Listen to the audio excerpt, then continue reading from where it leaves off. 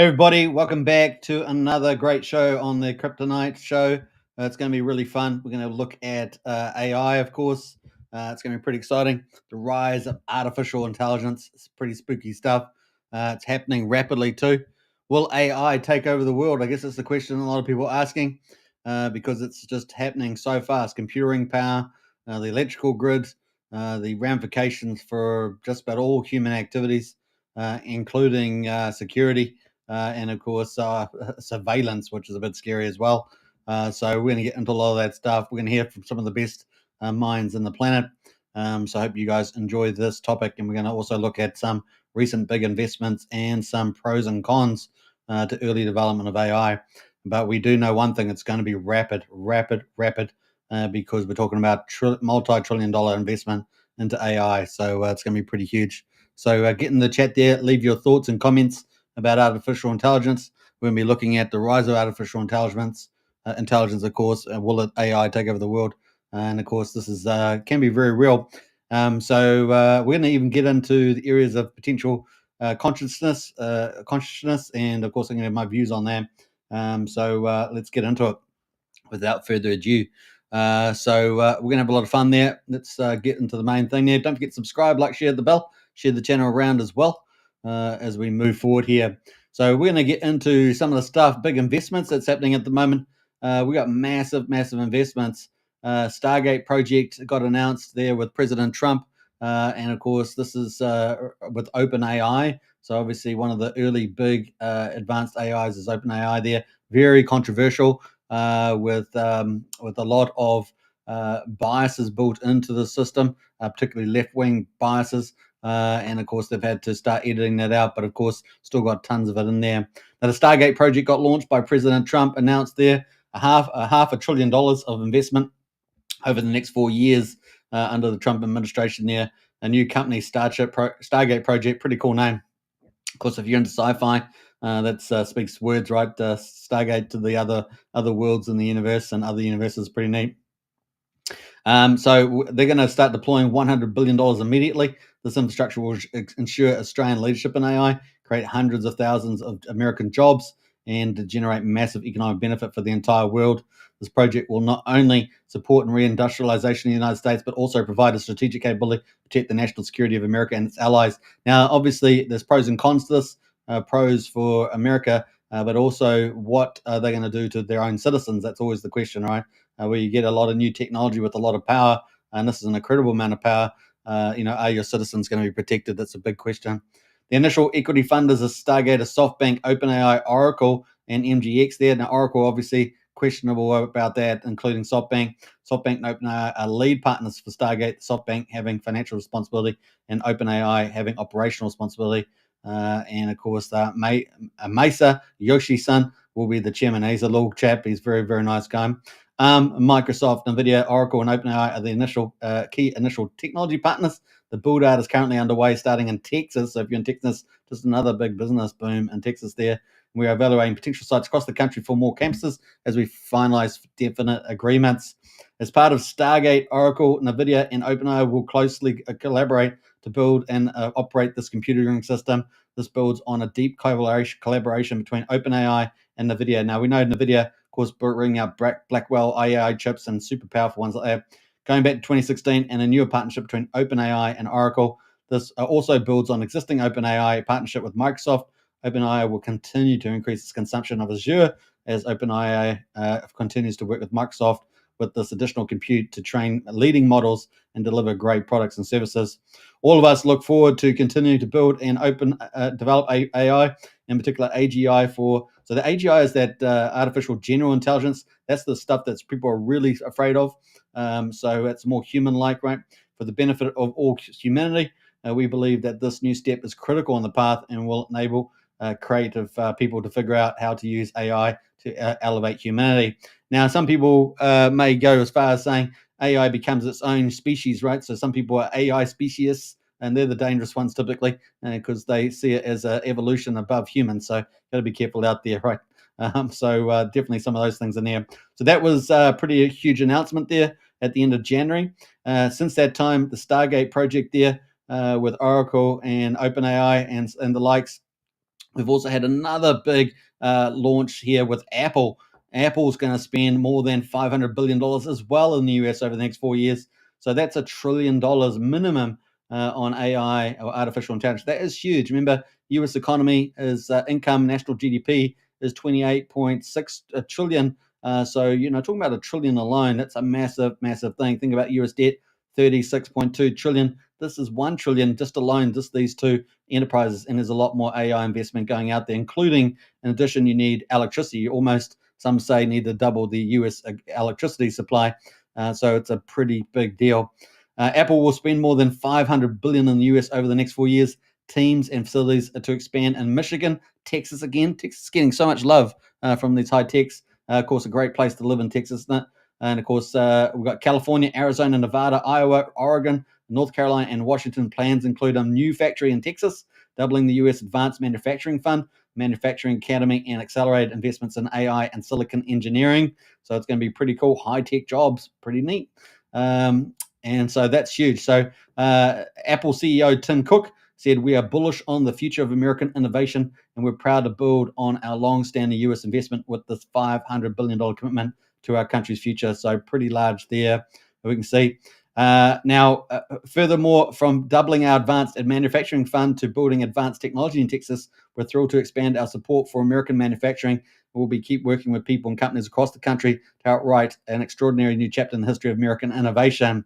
As part of this package of investments, Apple and partners will open up a new advanced manufacturing facility in Houston, produce servers that support Apple Intelligence, the personal intelligence system that helps users write, express themselves, and get things done. Apple will also double its U.S. manufacturing fund to create an academy in Michigan to train the next generation of U.S. manufacturers and grow its research and development investments in the U.S. to support cutting-edge fields like silicon engineering. $500 billion commitment includes Apple's work with thousands of suppliers across all 50 states, direct employment, Apple Intelligence, infrastructure and data centers, corporate facilities, and Apple TV productions in 20 states. Apple remains one of the largest U.S. taxpayers, having paid more than $75 billion in U.S. taxes over the past 5 years, including $19 billion in 2024 alone. Now, we know they pay a lot of taxes, but we also know they use the system to avoid paying a lot of taxes, which has been one of the problems there. Today, Apple supports more than 2.9 billion jobs across the country through direct employment, etc. So a pretty big investment over the next 4 years from Apple. Now, as part of the new U.S. investment, Apple will work on manufacturing partners to begin production of servers in Houston later this year. A 250,000 square foot server facility that's going to be focused on manufacturing, slated to open in 2026, will create thousands of jobs. So boom time in Trump's America, right? This is the golden age of America, and this is going to be a big contribution there. Now, there's pros and cons to AI, and of course, there's lots of those. So we'll probably get into touch a few of those topics during this live stream. Previously manufactured outside the US, the servers will soon be assembled in Houston, play a key role in powering Apple Intelligence and are the foundation of private cloud compute, which combines powerful AI processing with the most advanced security architecture ever deployed at scale for AI cloud computing. The servers bring together years of R&D by Apple engineers and deliver the industry-leading security and performance of Apple silicon to the data center. Teams at Apple designed the servers to be incredibly energy efficient. We know we're getting a lot of good products from efficiency from Apple. Not always user-friendly ones, but definitely efficient. Reducing the energy demands for Apple's data centers, which already run on 100% renewable energy. As Apple brings Apple Intelligence to customers across the US, it also plans to continue to expand data center capacity North Carolina, Iowa, Oregon, Arizona, and Nevada. Now, when you can charge so much for your products, you're definitely going to be able to afford the expensive renewable energy, right? So that's probably that's a caveat there, I would say. Doubling Apple's US Advanced Manufacturing Fund. As part of this investment, Apple is doubling its US Advanced Manufacturing Fund, which was created in 2017 to support world-class innovation and high-skilled manufacturing jobs across America. The growing commitment will increase the fund from $5 billion to $10 billion, focusing on promoting advanced manufacturing and skills development throughout the country. The fund's expansion includes a multi-billion-dollar commitment from Apple to produce advanced silicon in TSMC's Fab 21 facility in Arizona. Apple is the largest customer at the state-of-the-art facility, which employs more than 2,000 workers to manufacture the chips in the United States. Now, obviously, Taiwan does a lot of chip manufacturing, so a lot of the chip manufacturing moving to the US. So this is really exciting and growing. Mass production of Apple chips began last month. And of course, that caused a huge fuss there. Apple chips coming up with some incredible power there as well. Silicon used by Apple is designed to bring Apple uses incredible features. And now this computing power that's coming out of companies like Apple, so it's going to, like, we think it's amazing at the moment. It has been amazing, thinking that a computer back in the 1960s used to fill up a whole floor of a building. Now we've got it in the palm of our hands in a cell phone. And of course, this is only going to get better and better and better. Even though we got down to quantum, they're now, looking at layering of wafer chips and other quantized technology. Is pretty insane that they've managed to extend or boost Moore's law, as they say, the engineering law, about doubling power every year or so. Silicon used by Apple is designed to bring Apple users incredible features, performance, and power efficiency across their devices. Apple suppliers already manufacturing silicon in 24 factories across 12 states, including Arizona, Colorado, Oregon, and Utah. The company's investments in the sector help create thousands of high-paying jobs across the country at U.S. companies like Broadcom, Texas Instruments, Skyworks, and Qorvo there. To date, Apple's U.S. advanced manufacturing has supported projects in 13 states, including Kentucky, Pennsylvania, Texas, and Indiana, and how it build local businesses, train workers, and create a wide range of innovating manufacturing processes and materials for Apple's. So you look at this advanced stuff, pretty impressive, right? So high-paying jobs in the US, that's going to be good. And if you're in this area of engineering, that could be pretty good for you. Growing R&D investments across the US. So obviously, Apple also continued to expand its R&D. In the past 5 years, Apple has nearly doubled its US-based advanced R&D spend. This is really quite transformative when you can do that, and it will continue to accelerate growth. Recently, Apple announced the newest addition to iPhone lineup, iPhone 16e, so it's still producing a lot of its products there. Also, thanks to the industry-leading efficiency of the A18 chip and the new Apple C1, the first cellular modem designed by Apple and the most powerful, efficient modem ever on an iPhone, Apple C1 adds new chapter to the story of Apple silicon, I should say, and as a result of years of R&D investment, bring together the work of thousands of engineers. I mean, this is some heavyweight stuff, right? So in the next 4 years, Apple's plans to hire around 20,000 people, of which the vast majority will be focused on R&D. Amazing. If you're in engineering and this kind of high-tech electronics and stuff, it is a boom time for you. AI and machine learning and software development. The expanded commitment includes significant investment for Apple's R&D hubs across the country. This includes growing teams across the US focused on areas including custom silicon, hardware engineering, software development, artificial intelligence, and machine learning. So pretty awesome stuff. They're also going to do stuff around supporting American businesses with a new manufacturing academy in Detroit, which is pretty exciting. So there's going to be a lot of educational stuff. So that is where we're heading with the technology. That's just between those two groups, Apple and the OpenAI Oracle group. You're already getting $1 trillion investment over the next 4 years. Insane. That's how big this is. Remember, U.S. economy, 28.6 trillion. That's $1 trillion. It's an amazing amount of money. And of course, there are many others investing in AI as well, particularly China and other places in competition to the US. So pretty powerful stuff. Now, we're going to have a quick look at some of the ideas that people have.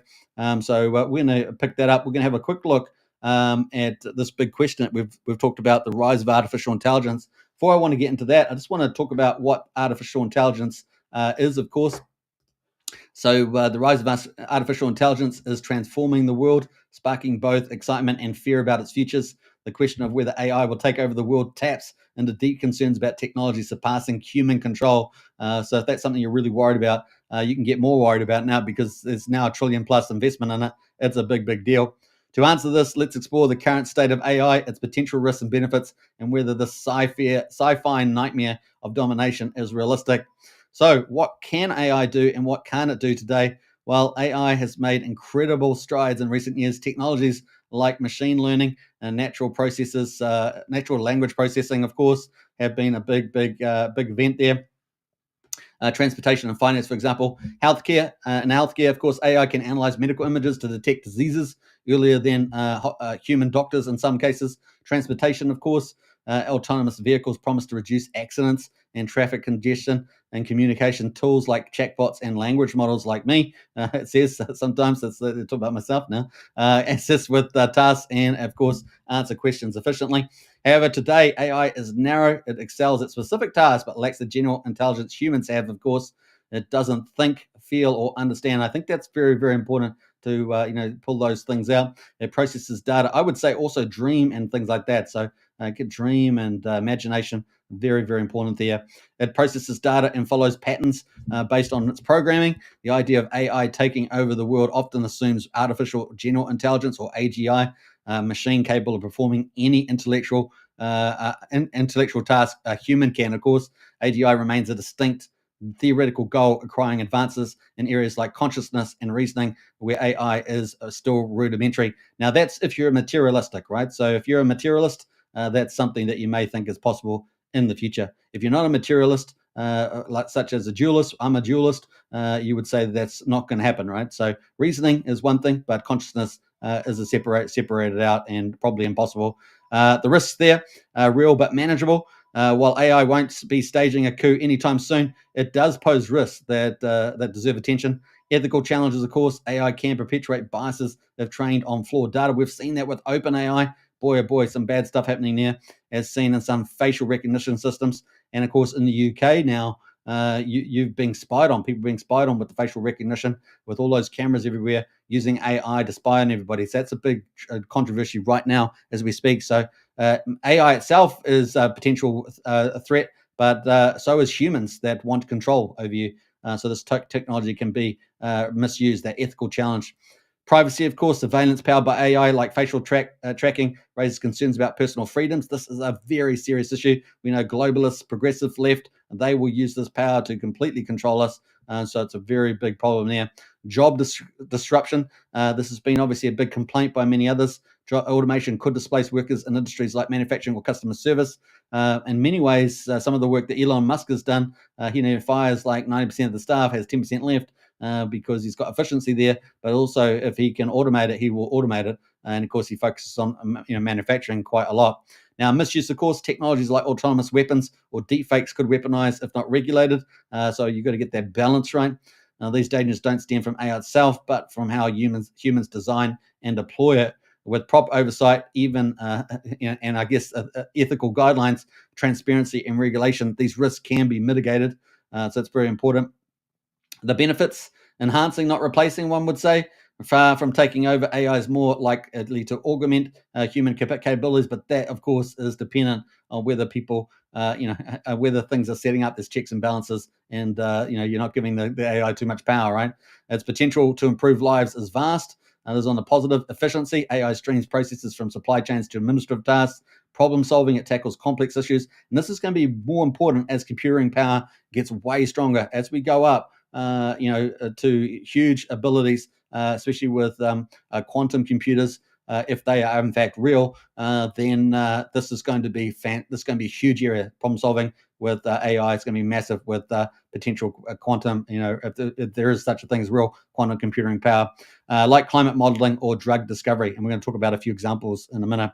Quality of life innovations like personalized education or assistive robots can make the world more equitable and accessible. Rather than replace humans, AI acts as a tool to amplify our strengths, much like the steam engine or electricity did in the past eras. So it really is a fundamental shift in society. So will AI take over the world? The sci-fi myth. The notion, is it a myth? That's a question. It's pretty scary stuff. The notion of AI taking over the world is a stable of science fiction. Think the Terminator or the Matrix. But this scenario isn't supported by current evidence at the moment, but definitely a risk for the future. AI systems depend on humans. They're built, programmed, and trained by people with no capacity for independent thought or rebellion. If the people aren't ethical and they're trying to get some political, military outcome, could be pretty negative. Lack of consciousness, they don't have desires, goals, or self-awareness, key ingredients for any takeover. And I think that's probably going to be an impossibility. Obviously, I'm not a materialist, and so we'll get into that. Are controllable. Their development is guided by human values, and safeguards can prevent unintended outcomes. Even if AGI, that's artificial general intelligence, were achieved, theoretical at the moment, of course, its behavior would reflect the priorities of its creators. The future hinges not on AI autonomy, but on our choices. And I think we're going to see, not only we're going to see corporates and state governments using it, but we're going to see all the dark web and all that using it. We could have quite a battle with AI online there in the digital world. So I guess we'll get to the bottom line. The rise of AI is one of the most transformative developments of our time for sure.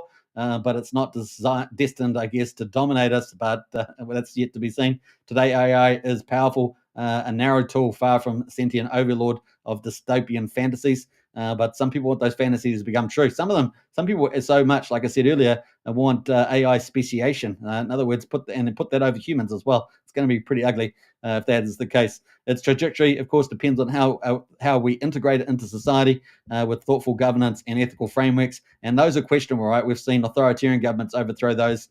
So, question mark there. AI can enhance our lives while minimizing its risks. The question isn't whether AI will take over the world, perhaps, but whether we can harness it to shape a better one. And of course, what's going to be the net gain? So that's some pretty big issues there coming up. Now, I wanted to get into some of the pros and cons. Before we do that, though, let's hear from some of the smartest people in the world about this, because I think that's going to be pretty important. So we're going to first of all listen from a very famous scientist and out of Japan, and he's now working in America, Cuckoo there, and let's hear from him about how AI could become very dangerous there. But one day it will be as smart as a mouse. Then it will be as smart as a rat. Then it will be as smart as a rabbit. Then as smart as a cat, a dog, and eventually as smart as a monkey. At that point, they could become dangerous because they will have something that robots do not have today. What is the tipping point? The tipping point between Zuckerberg and Musk.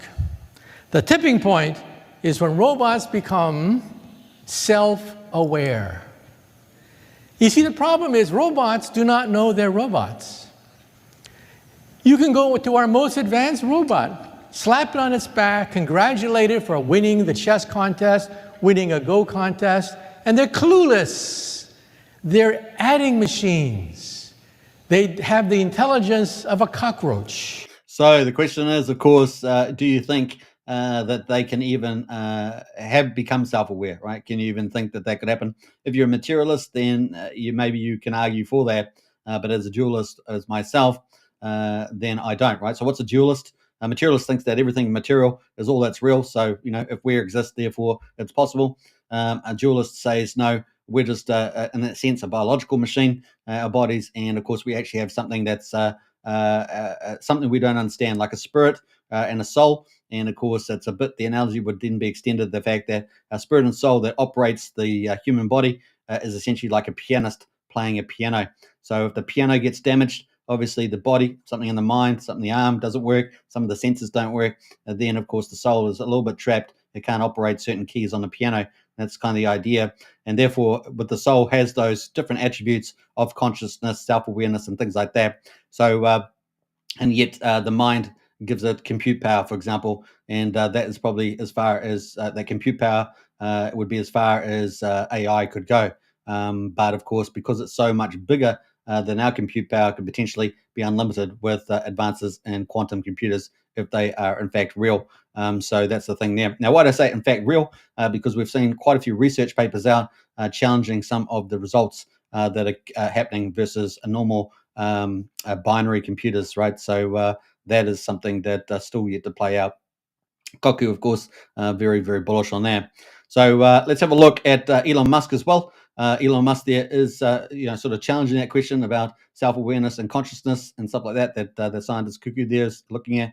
So let's have a look at what Elon thinks here with Jordan Peterson. Definitely. Do you think these LLMs, do you think that any of the machinery that you've interacted with is showing signs of anything that might be equated to consciousness? I mean, the LLMs are remarkable, right? And they certainly passed the Turing test as far as I'm concerned. Yes, they passed the Turing test.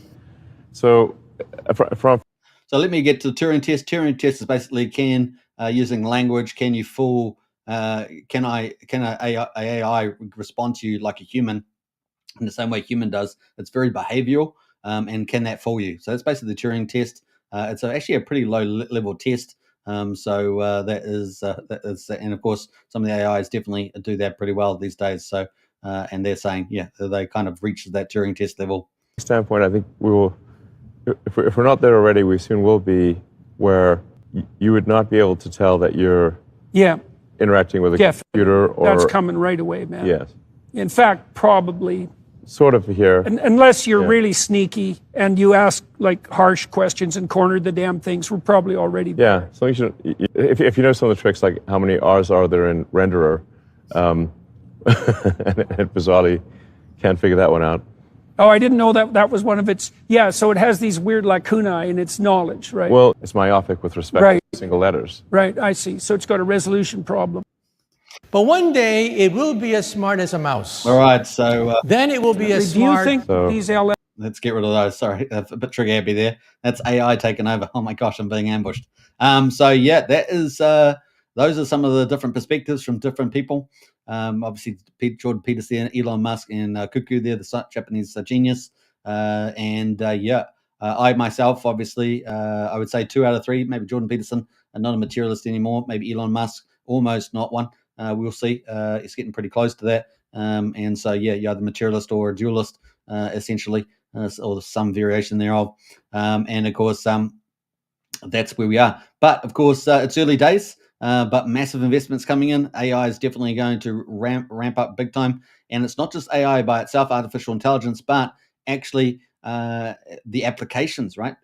Putting AI in robots, putting AI in buildings, putting AI in cars, putting AI in your cell phone, all sorts of things on your computers, everything that an AI can sit on in terms of some sort of computer, you're going to have that power, right? And of course, if you've got something digital inside you that it can communicate, you're going to have that as well. So it's going to be pretty crazy, the future for the next generation, and having to adapt to this advanced technology. So it's going to be a pretty crazy world, that's for sure. Bring back the 80s, 1980s, they say. Bring back the 1980s. Was that the last, maybe the 90s, the last decade? Yeah, 90s probably, last decade there. Arguably maybe early 2000, but really the 90s, perhaps the last a decade without some terrifying technology coming up there. Anyway, it's going to have a lot of incredible applications, which are going to be pretty positive, but definitely needs to be controlled. Now, we have seen, here's 2 examples I'm going to show of how it's actually good and not so good in terms of in practice. Not to say it's necessarily scary, but Google's new AI solves super bug problems in 2 days. So it just shows you some of the super benefits here. Now, there are nuances to these articles, remember.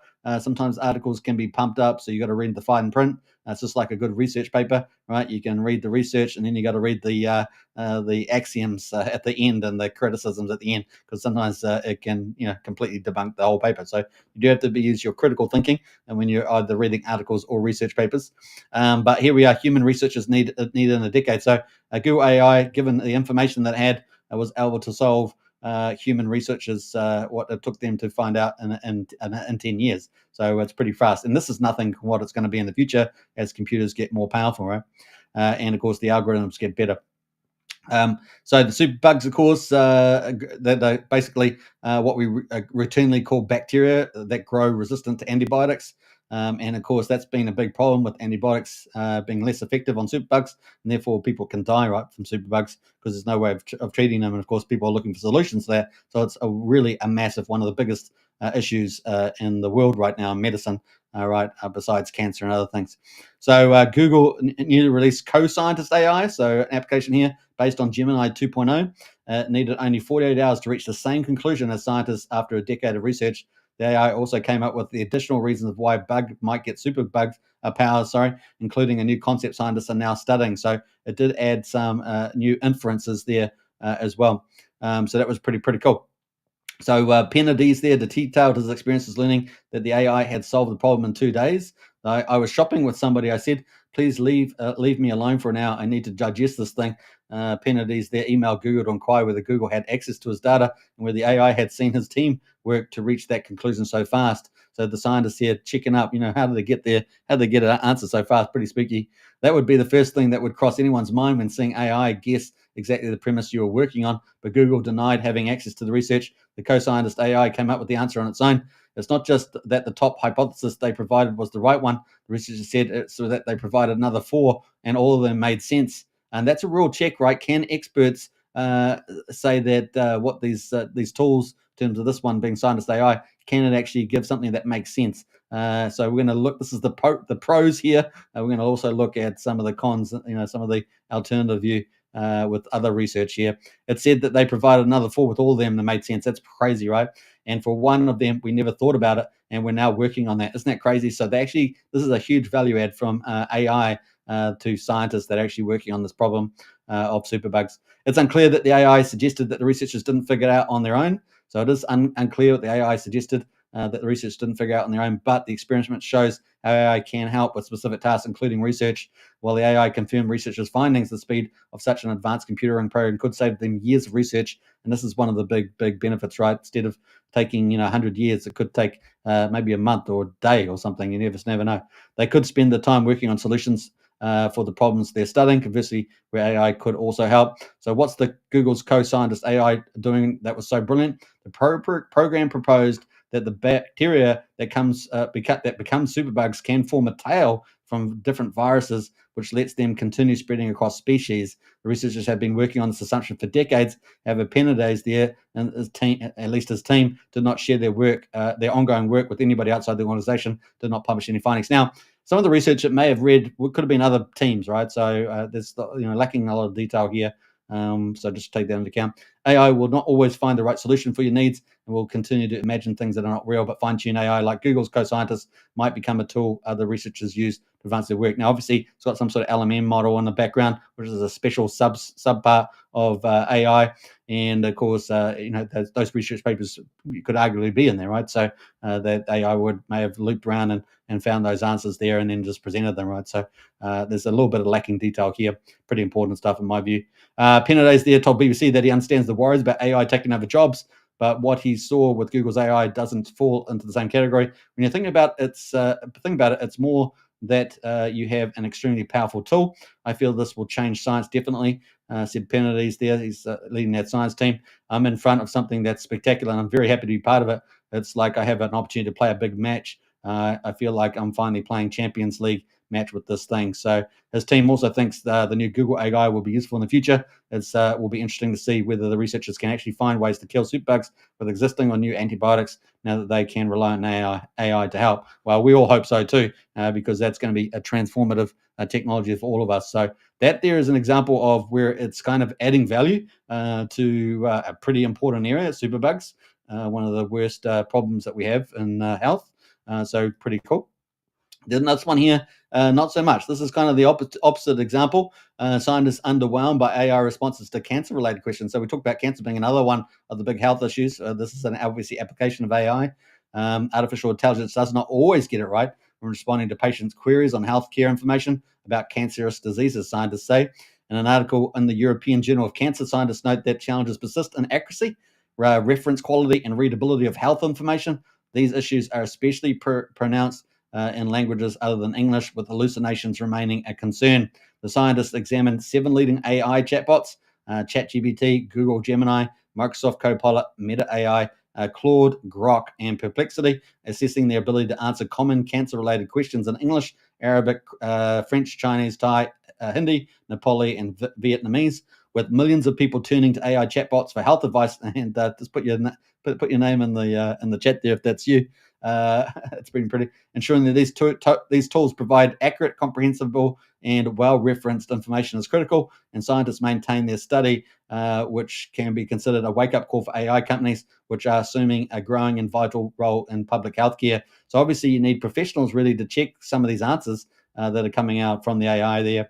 Imagine someone turning to an AI chatbot, for instance, easy to understand and accurately answers quizzes co-authors. Ahmad said, an assistant professor at Sharjah, I should say, University College of Pharmacy. Can they trust the responses? That's very important, because a lot of people are doing that, right? You just go into Google and you're trying to find out, you become your own self-doctor, and then you're getting wrong responses, or maybe 80% right, 20% wrong. To answer this specific question, scientists from Flinders University attempted to rigorously evaluate the accuracy and reliability of generative AI chatbots and providing cancer-related information across multiple languages. There's kind of a good checks and balances in many ways. AI chatbots are becoming an essential tool for people seeking cancer information. However, our study highlights that we must improve the accuracy, especially in non-English languages, to make them truly reliable for everybody. That was from Ashley Hopkins from Australia's Flinders University.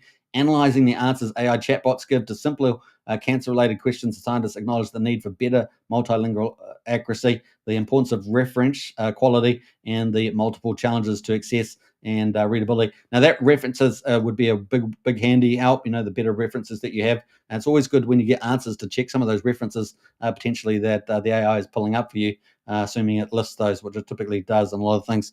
I think Grok 3 does that for sure. The author's assessment of answers relies on the criteria of accuracy, source reliability, readability, and medical guidance. While the study finds English languages responses to be fairly reliable with no major inaccuracies, so that's good to know, they spot issues with non-English response, where 7 out of 294 answers contain errors, including mistranslations, incorrect drug names, and that could be bad, inappropriate treatment reputations, so that's very bad too, including mistranslations, incorrect drug names. So that's huge, right? Reference quality varied, with 48% of responses having valid references and 39% of the English references were .com links, reflecting quality concerns here. Because go and Google it, right? Google it, but you just never know what you're getting. Lead author Brad Menz, also from Flinders University, stresses the importance of AI developers treating their linguistically diversified audience equitably when finishing healthcare information. And I think that's a general, there's so many cultures around the world, right? So many languages, so that makes a lot of sense. Patients and caregivers increasingly rely on AI for medical advice. Our study highlights the urgent need to improve the quality of information AI chatbots provide to ensure safe and equitable access to healthcare knowledge. Many users see the information AI retrieves links generally as authentic, but the authors maintain these links are often considered unreliable as they may prioritize commercial interest over accuracy and scientific evidence. That's definitely a concern. Unlike government or academic sources, well, that's questionable too, right? We had COVID and all that sort of stuff, so it's questionable. If you ever looked for research, which I did on CDC and our own health sites, it was dreadful. There was no papers, nothing. It was all just propaganda. I was desperately researching it, and I read many papers, so it was a bit weird. Not held to stringent standards for medical accuracy, so I would criticize that comment from them as well. So that's a big issue too. You got to start with those. I would say start with the official channels, make sure they got the right research and it's peer reviewed. And that's something that we're going to see JFK do, right, in the United States with Maha. He's going to clean up the science in the United States because a lot of corruption has entered into that system, both political and commercial. And the checks and balances have fallen away. The authors praise artificial intelligence for the potential to revolutionize healthcare access. However, they call for caution because of its reliability, providing safe and evidence-based cancer information cannot be fully entrusted. So that is a big deal there. Dr. Abul Halawa, incorrect health information, particularly in cancer context, can have serious consequences. Our research shows that while AI tools are making great progress, we must ensure they provide clear, accurate, and well-referenced health information. I guess this is some of the common sense things that we just have to think about when we're reading, using AI tools. Our work underscores the need for AI regulation, continuous monitoring of prevent false health information from potentially causing harm. And like I say, that starts with home, right? And that's something we're hoping JFK is going to fix up in the United States, and that will filter through to the rest of the world. It's a wake-up call for AI developers. Publicly accessible AI tools must be held to the highest standards to ensure they serve the public safety and effectively and for the benefit of all. Among the recommendations, of course, the scientists urge AI developers to further enhance their multilingual services, ensure patients worldwide can receive correct health information, render their AI-generated responses more user-friendly, and work more closely with healthcare professionals to refine their tools. And I think that last suggestion is a really good one there. Now, even that's got some challenges, right? But because there are scientists can and doctors can disagree with each other, so it's very important there. Finally, Dr. Abu Halawa there is buoyant about the research findings and says that he can have real-world applications, particularly in AI model improvement, healthcare support, patient education, and policy development. So that is just showing some of the concerns about just state of AI tools at the moment in regards to the application to health. So that's pretty interesting as well. So that was some of the big things there. We heard from some of the big scientists, Elon Musk, Kaku there, and of course some pros and cons about how far AI will go from being just a machine through to will it have consciousness? Will it have self-awareness? Will it be more dangerous? If it gets to a monkey stage, will it be more dangerous? Now that's also, are you in two camps? Are you materialistic? Are you a dualist? Obviously a dualist, that's not going to happen, but definitely intelligence and reason can definitely happen within that framework with the use of the mind, or in this case, the artificial intelligence. And so that's going to be interesting as well. but also obviously the ubiquitousness, being used everywhere in all of our society applications. I mean, it's transformative. I think the scariest one, of course, are things that actually move, like robots. That's going to be absolutely crazy. I think the next 3 to 5 years, we're going to see some insane things happening. We're going to have robots walking the streets, no doubt. It is going to be a very different world, even within the next 5 years, 3 years even, as well. So with all this investment in the next 4 years, and with the advancement of robotics and other applications, it is going to be a crazy world for sure. And of course, we're going to have to, as a population, we're going to need a lot of checks and balances, a lot of safeguards there, ethical, to make sure that we're all okay. So I hope you guys enjoyed that. That's what we covered. The rise of artificial intelligence. Will AI take over the world? You can leave your comment after the video. Let me know what you think. And don't forget to subscribe, like, share, and share the channel around. I'll catch you again on the next show. Take care, everybody, and enjoy yourself. Bye for now.